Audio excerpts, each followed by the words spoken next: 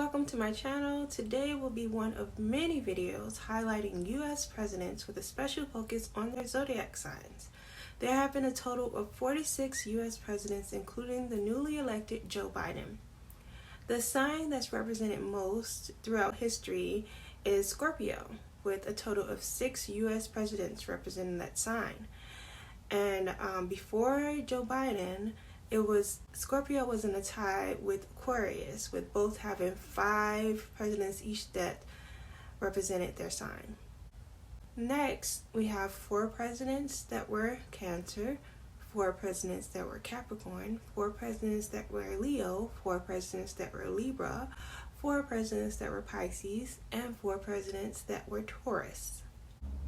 We've had 3 presidents that were Gemini and 3 presidents that were Sagittarius.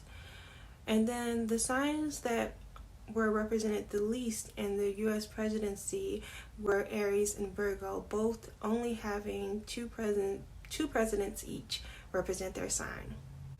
In this video, we'll be highlighting the first 3 presidents of the United States of America: George Washington, John Adams, and Thomas Jefferson. Disclaimer / PSA. While the sun sign does represent the ego is only one part of a very intricate whole. To see the entire birth charts of the people mentioned, please click the links in the description. Our first president was George Washington, and he was born on February 22nd, 1732 in Westmoreland County, Virginia. Now that makes him a Pisces sun.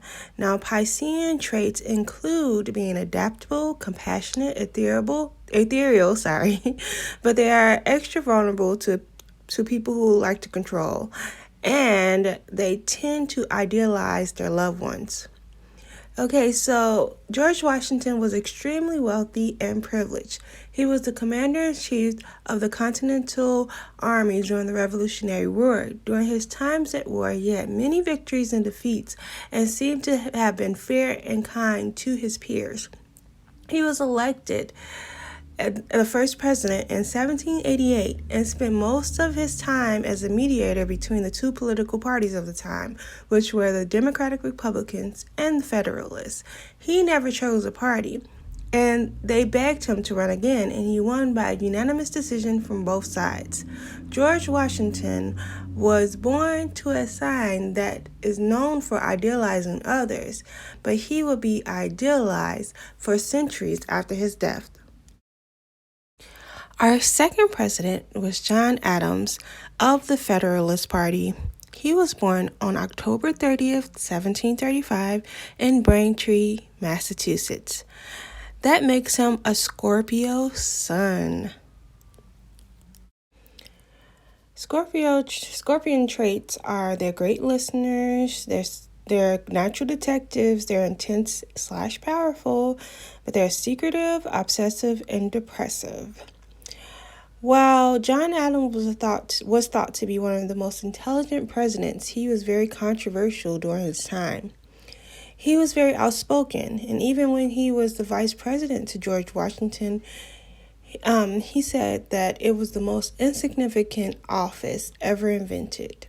He also was a big part of the creation of the Declaration of Independence. And during his time in office, because of serious tensions between the French, he was pressured to sign the Alien and Sedition Acts, which made it easier to deport foreigners, restrict immigrant voting rights, and had restrictions on the media. He later expressed regrets about signing it. He was a one-term president, losing the election to his long-term rival and vice president, Thomas Jefferson. Our third president was Thomas Jefferson of the Democratic Republican Party. He was born on April 13th, 1743 in Shadwell, Virginia, which makes him an Aries sun. Aries traits are playful, brave, thrill seekers, but also selfish, often fails to plan, and are often described as insensitive. Now, Thomas Jefferson is the primary author of the Declaration of Independence. He doubled the size of the United States with the Louisiana Purchase from France in 1803. He served 2 terms, and he also founded the first secular university in the United States, the University of Virginia.